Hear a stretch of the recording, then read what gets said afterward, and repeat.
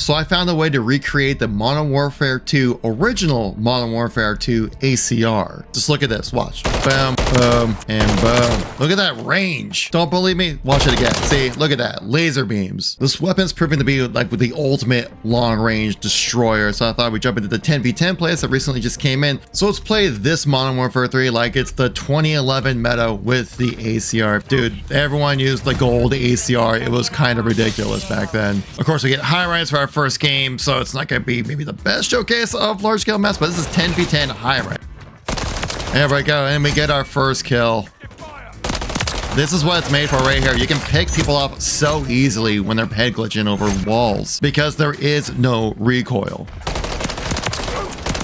I told you, it's optional. Class reveal at the end of this video. Now, why create such a dominant weapon? One, nostalgia, obviously. Like, look at this camo I'm rocking right here. Like, this is straight out of like the original Modern Warfare 2 camo. And the ACR back then was just so easy to use, man. There was literally no recoil on the gun. You could just laser beam snipers across the map, no problem like that. And I've always found that with Call of Duty weapons, the biggest thing you need to mitigate is recoil. The easier it's going to be to get kills, which is what we all thrive for when it comes to playing Call of Duty. I will say you can't be just an absolute demon with this weapon because for some reason in this Call of Duty they care a little bit about gun balance. I mean, it's there, but every Call of Duty game there's always some gun that just performs better than others, so you definitely want to keep your distance with this Modern Warfare 2 style ACR because you just have guns that just shoot faster and can do more damage at close range. But that was even the ACR back in the day, back in Modern Warfare 2. It didn't have the highest damage output, it just shot beams. I feel like being a beanie boy today. Like right there, I made that sniper back up. And honestly, since there's such low recoil, you can actually kind of aim for headshots and hit them quite often. Smoke grenade would be fantastic right now. Oh my god, we're just picking people off. Yeah, there's too many people in that sniper spot. I can't take them all out. Think about this when you're crafting up your gun, right? What's the first thing you're thinking of? How do I reduce the recoil so I make it easier to shoot? Okay, or we could just spawn right in front of the bad guys. What is going on with this game right now? But also, since we gotta keep our distance with this weapon, that we don't really need to stress too much about being stealthy, so I didn't bother putting a silencer on it, but maybe I should have. But there's just this awesome muzzle attachment that I just had to put on to mitigate even more recoil. And what was your guys' favorite weapon back in the classic Modern Warfare 2 if you played back then? I actually used the TAR 21 a lot. I loved the fast fire rate, and it being an assault rifle, the recoil was there, but it was manageable. I'm taking out those snipers. They're not doing anything in this lobby. It's exactly what this gun is designed for. Dude, this mosh pit mode is kind of insanity. What are these spawns? Look at this spawn right here. What is this? God, hardpoint spawns are something else, man. People play this competitively. There we go. Nice little long range kill with the rigor. And you too. Look at you too. Okay, we got assist. I appreciate it, teammate. Refill a little bit of ammo here. I didn't bother putting scavenger on because I figured since I'm going to be keeping my distance for most of the gunfights, scavenger's not really going to be that useful for me. But especially with these Modern Warfare 2 maps being put into Modern Warfare 3, that there are a lot of head glitch spots. I find myself using tacticals a lot more than usual, at least in the previous Call of Duty games. So you want to be able to pick players off who are hiding behind head glitch spots and things like that, which this ACR can absolutely do just that. So with these classic Modern Warfare 2 maps, why not bring back the classic Modern Warfare 2 weapon that everyone knows and loves, being the ACR.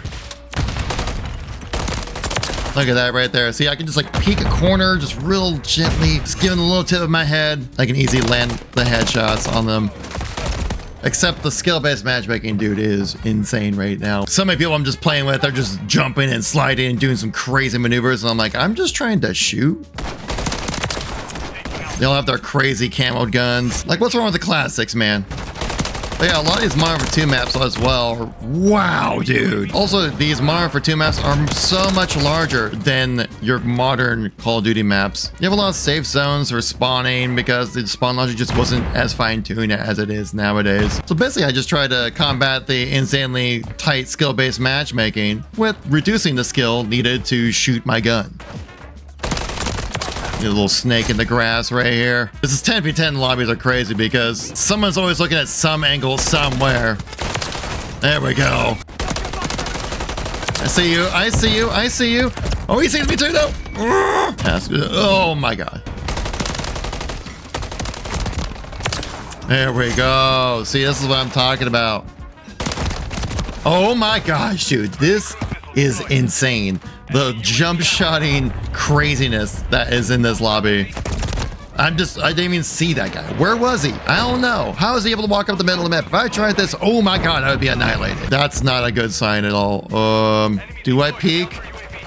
Do I peek? Oh god, no. Not gonna lie, I'm starting to slowly feel regret of jumping into this mosh pit playlist. No, I don't remember. Oh, I thought it'd just be like classic Modern Warfare 2 Ground War back in the day, but no. The amount of aggro demons you get in lobbies is insane.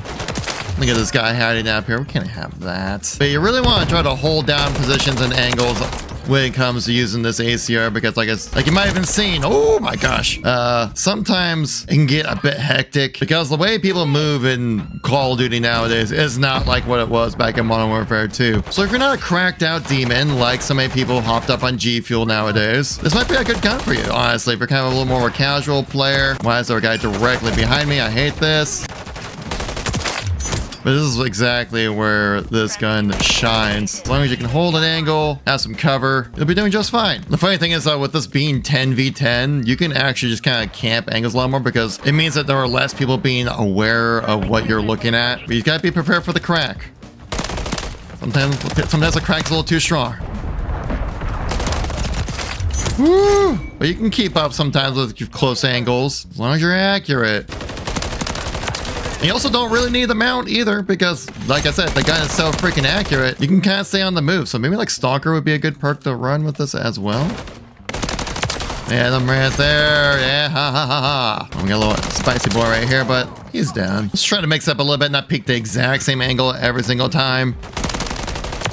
Look at that, just so easy, man. No recoil management whatsoever. This actually would be a great build for controller players as well. And we get the win! Alright, so this was the loadout that we were running with it for this game. I'll probably change things up a little bit after playing it with this session here. So I had the marksman gloves on here, which reduces idle sway and flinch in ADS. If you're kind of rotating around pieces of cover, hard scoping if you want to call it with an assault rifle, idle sway will become a factor. So that's why I was running with the marksman gloves. Stalker boots for added movement speed when it comes to when your ADS. Obviously, when you're laying down the fire, kind of swaying left to right, it's going to take a few extra shots, but if you can straight up left and right, it's going to be very beneficial for you.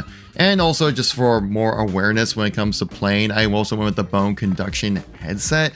This one you actually might be able to mix up a little bit. I don't think Ghost would be a very good one. As you can say, you do have to be not necessarily stationary like camping, but you're going to be kind of posted up around corners. So you want something that's going to be helping you benefit more awareness. And I think the bone conduction does a pretty good job of that. Now let's actually go look at the gunsmith. And here's the build. If you guys are curious, you can pause the screen if you'd like to see what we're rocking with. But basically, I went with everything that could reduce idle sway as well as recoil management, especially horizontal recoil. I love the ease of use of this gun, and I'm probably going to keep up with it in the future. If you guys like to see me do some more Modern Warfare 2 style weapons, let me know in the comment section down below. I'll catch you on the next one. Peace out.